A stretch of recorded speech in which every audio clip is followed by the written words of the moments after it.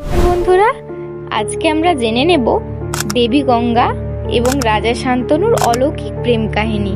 তো অলৌকিক বলছি কেন? তো চলো ভিডিওটা শুরু করা যাক, শেষ পর্যন্ত দেখতে থাকো, তাহলেই বুঝতে পারবে অলৌকিক বলছি কেন। রাজা শান্তনু কে ছিলেন? তো আমরা তাহলে প্রথমেই জেনে নেব। রাজা শান্তনু ছিলেন হস্তিনাপুরের রাজা। তিনি হঠাৎই একদিন গঙ্গার তীরে হেঁটে যাচ্ছিলেন। তখন তিনি গিয়ে দেখেন এক অতুলনীয় সুন্দর নারী, সেটিই ছিল দেবী গঙ্গা। দেবী গঙ্গার রূপ দেখে রাজা শান্তনু মোহিত হয়ে যায় এবং দেবী গঙ্গাকে বিবাহের প্রস্তাব রাখে। বিবাহের প্রস্তাব স্বীকার করার আগে দেবী গঙ্গা বললেন, আমার কিছু শর্ত আছে, এই শর্তগুলোই আপনি যদি মেনে নেন তাহলেই আমি আপনাকে বিবাহ করার জন্য রাজি। তখন রাজা শান্তনু বলল, কি শর্ত তোমার?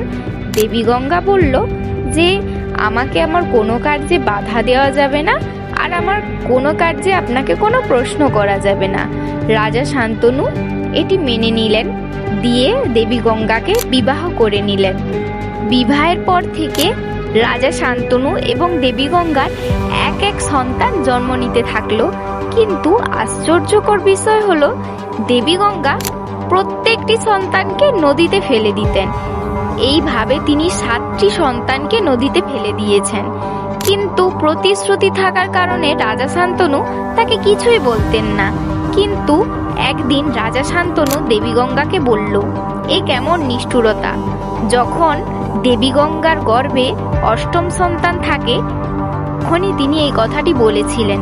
তখন দেবী গঙ্গা বললেন যে এগুলি হলো স্বর্গের অষ্টবসু, কিছু অভিশাপ থাকার কারণে তাদের পৃথিবীতে জন্ম নিতে হচ্ছে, আমি তাদেরই মুক্তি দিচ্ছি। এবার আমরা জেনে নেব দেবব্রতের জন্ম। রাজা শান্তনু 8ম সন্তান জন্মানোর সময় মাতা গঙ্গাকে বাধা দেয়।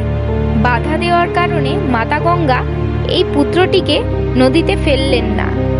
তারপর শিশুটি জন্মগ্রহণ করলো। শিশুটির নাম দেওয়া হয় দেবব্রত। পরবর্তীতে আমরা একে ভীষ্ম নামে জানি। মাতা গঙ্গার শর্ত অনুযায়ী যেদিনই রাজা শান্তনু তাকে কোনো কার্যে প্রশ্ন করবে, সেদিনই তিনি তাকে ছেড়ে দিয়ে চলে যাবেন। তো মাতা গঙ্গা বললেন যে এই সন্তানটিকেও আমি আমার সাথে নিয়ে যাচ্ছি, যেদিনই আপনার উত্তরাধিকারী হবে সেদিনই আমি আপনাকে এই সন্তানটি ফিরিয়ে দেব। এই বলে মাতা গঙ্গা দেবব্রতকে নিয়ে চলে যায়।